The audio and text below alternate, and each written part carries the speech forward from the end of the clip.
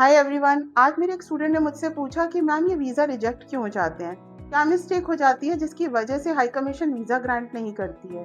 तो मैंने उसे बोला कि आपने कहावत सुनी है, follow your heart but take your brain along with you. मैंने कहा यही मिस हो जाती है।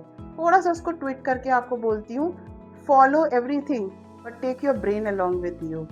क्यों? क्योंकि कई चीज़ें हमें दिख रही होती है कि वो ऑब्वियस है, बट वो हम इग्नोर कर देते हैं। तो सबसे पहले समझते हैं वो 3 चीज़ें जिसकी वजह से वीज़ा रिजेक्ट हो जाता है, एंड हमें उन तीनों चीज़ों का बहुत बहुत बहुत ध्यान रखना है। सबसे पहली mistake, week financials.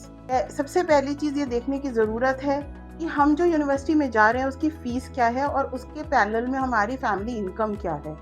Sudden deposits आ रहे हैं अकाउंट में, हमें नहीं पता वो कहाँ से आ रहे हैं। तो ये सब चीज़ें रेड फ्लैग होती हैं। इनको देख के हाई कमीशन को यही लगता है कि कहीं से जुगाड़ करके पैसा डाला गया है और इनका फाइनेंशियल इतना वीक है, ये वापस नहीं दे पाएंगे या कुछ गड़बड़ जरूर करेंगे वहां जाकर। दूसरी मिस्टेक, करियर और कोर्स मिसमैच। करियर और कोर्स का मिसमैच थोड़ा बहुत हो तो समझ आती है। फॉर एग्जाम्पल, मैंने इंजीनियरिंग किया और मैं बिजनेस रिलेटेड एमबीए में जा रही हूँ, कोई प्रॉब्लम नहीं है as far as I am able to justify. But मैंने किया कुछ और है, उससे रिलेटेड नहीं है। Countries like New Zealand, Australia, Canada, जो कि पीआर रिलेटेड कंट्री हैं, वो बहुत ज़्यादा चीज़ें देखती हैं बिकॉज उनको पता है कि आपने नर्सिंग का कोर्स चूज कर लिया है जस्ट बिकॉज वो ग्रीन लिस्ट में है।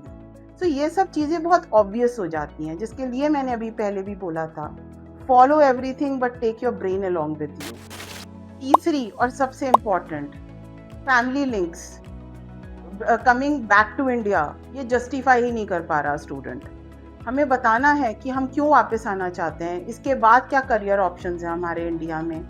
इंडिया को प्रेफरेंस आपको देनी ही होगी। जब तक आप अपने टाइज बैक इन इंडिया नहीं दिखाएंगे, वीज़ा मिलना बहुत मुश्किल है। क्योंकि जो भी कंट्रीज़ हैं जो पीआर दे भी रही हैं, वो ऑब्वियस नहीं करती इन चीज़ों को। तो आपको अपने फैमिली टाइज, अपने फैमिली बिजनेस, अपनी फैमिली से रिलेटेड सब कुछ पता होना चाहिए।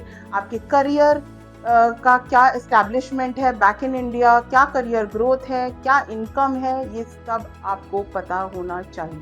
तो अगर आपके मन में अभी भी कुछ डाउट्स हैं, कुछ क्वेश्चंस हैं, please contact Samidha Edu Consult. मैं आपको हेल्प करूँगी। Even if you are going through some other agent, still if you have any doubts relating to visa, please contact us and I will help you personally about it. अपना visa आपके हाथ में होता है, consultant के हाथ में नहीं होता है। अगर आप ऑब्वियस चीज़ को भी इग्नोर करेंगे तो वीज़ा भी आपका इग्नोर हो जाएगा। अब वो आपकी जिम्मेदारी है, सिर्फ कंसल्टेंट की नहीं। Thank you so much.